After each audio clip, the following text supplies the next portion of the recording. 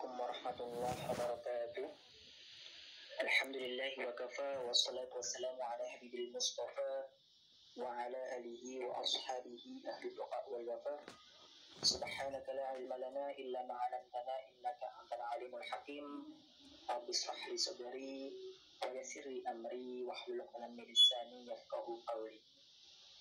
Perkenalkan, kami dari kelompok 8 mata kuliah Filsafat Hukum Islam yang beranggotakan pertama Rifki Akmaluddin dengan NIM 1917304018, kedua Sinta Olivia dengan NIM 1917301055, yang ketiga Nurul Faqih dengan NIM 1917301076, dan yang keempat Bella Permata Yupan dengan NIM 1917301090 akan mempresentasikan makalah dengan pembahasan nalar dalam hukum Islam.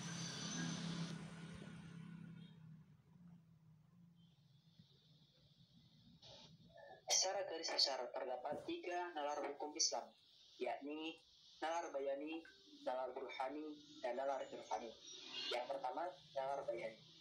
Bayani memerlukan adanya tafsir dan penalaran. Walaupun demikian, hal ini bukan berarti akal atau rasio bebas menentukan makna dan maksudnya, tetapi harus tetap berdasarkan pada teks. Dalam bayani, rasio atau akal tidak memiliki kemampuan memberikan pengetahuan tanpa didasarkan pada teks. Dengan demikian, sumber pengetahuan bayani adalah teks atau nas, yakni Al-Quran dan hadis.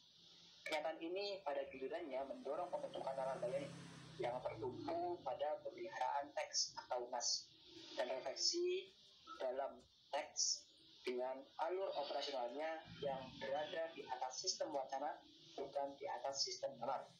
Implikasi lain, teks atau nas kemudian terposisikan sebagai al-asl atau acuan a priori bagi aktivitas intelektual dalam nalar bayani. Maka aktivitas intelektual nalar bayani tidak bisa keluar dari lingkup 3 ranah, yaitu aktivitas intelektual yang bertitik tolak pada al-asl yang sering disebut dengan al-istinbat atau penggali pengetahuan dari teks. Kemudian aktivitas intelektual yang bermuara pada al-asl yang sering disebut dengan al-qiyas, dan aktivitas intelektual dengan pengarahan dari al-asl.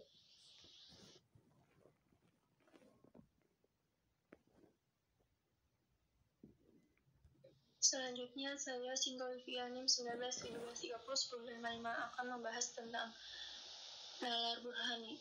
Nalar burhani adalah kerangka berpikir yang tidak didasarkan atas teks suci maupun pengalaman spiritual, melainkan berdasarkan keruntutan logika. Kebenaran dalam spekulatif metodologi ini persis seperti yang diperagakan oleh metode keilmuan Yunani yang landasannya murni pada cara kerja empirik. Kebenaran harus dibuktikan secara empirik dan diakui menurut penalaran logis. Dengan demikian, sumber pengetahuan burhani adalah rasio, bukan teks atau institusi. Rasio ini adalah yang dengan dalil-dalil logika memberikan penilaian dan keputusan terhadap informasi-informasi yang masuk lewat panca indera, yang dikenal dengan istilah tasawur dan tasdiq. Tasawur adalah proses pembentukan konsep berdasarkan data-data dari indera, sedangkan tasdiq adalah proses pembuktian terhadap kebenaran konsep tersebut.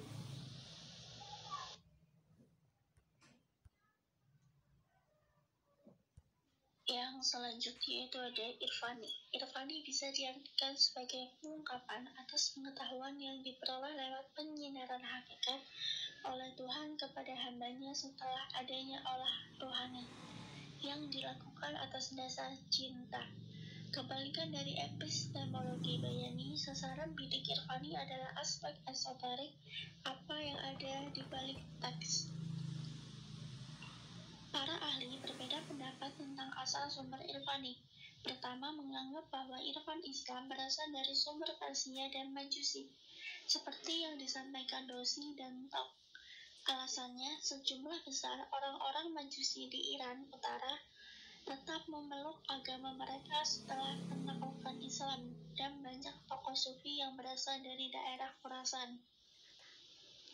Di samping itu, sebagian pendiri aliran-aliran sufi berasal dari kelompok orang Majusi, seperti Ma'ruf al-Horki dan Bayazid Bustami.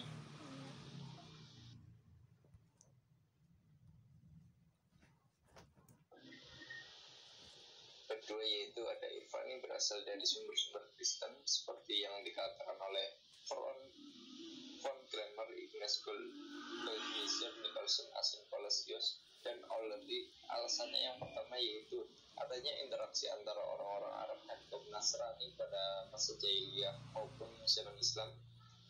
Yang kedua yaitu adanya segi-segi kesamaan antara kehidupan para sufis dalam soal ajaran, tata cara melatih jiwa, riyadhah, dan mengasingkan diri atau khalwat dalam kehidupan Yesus dan ajarannya, juga dan para rohib dalam soal pakaian dan cara bersembahyang.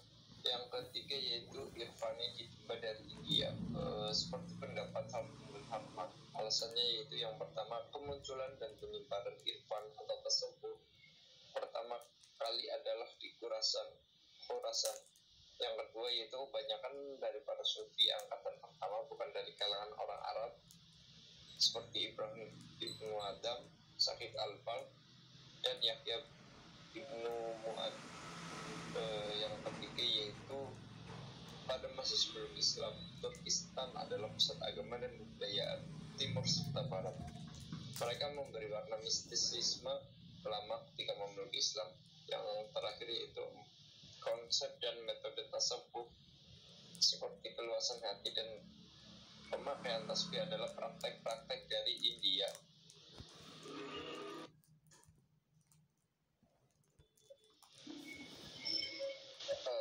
Empat itu irfan berasal dari sumber-sumber Yunani, khususnya Neoplatonisme dan Hermes.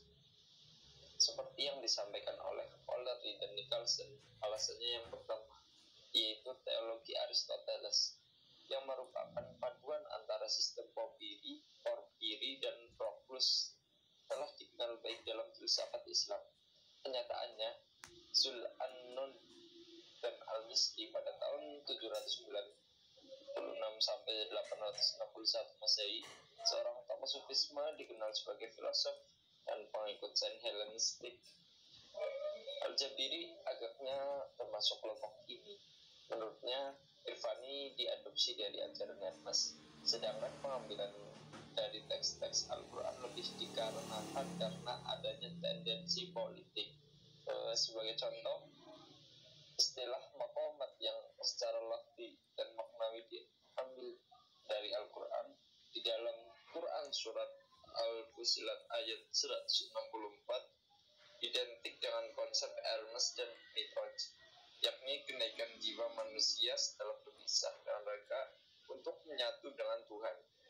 Memang ada kata maqamat dalam Al-Quran, tetapi dimaksudkan sebagai ungkapan tentang pelaksanaan hak-hak Tuhan dengan segenap usaha dan niat yang benar, bukan dalam arti tingkatan atau tahapan seperti dalam istilah Al-Hujwiri. Sekian. Demikian presentasi dari kelompok 8 dengan pembahasan nalar dalam hukum Islam. Mohon maaf apabila terdapat kekurangan baik visual, narasi maupun substansi. Sekian, wassalamualaikum warahmatullahi wabarakatuh.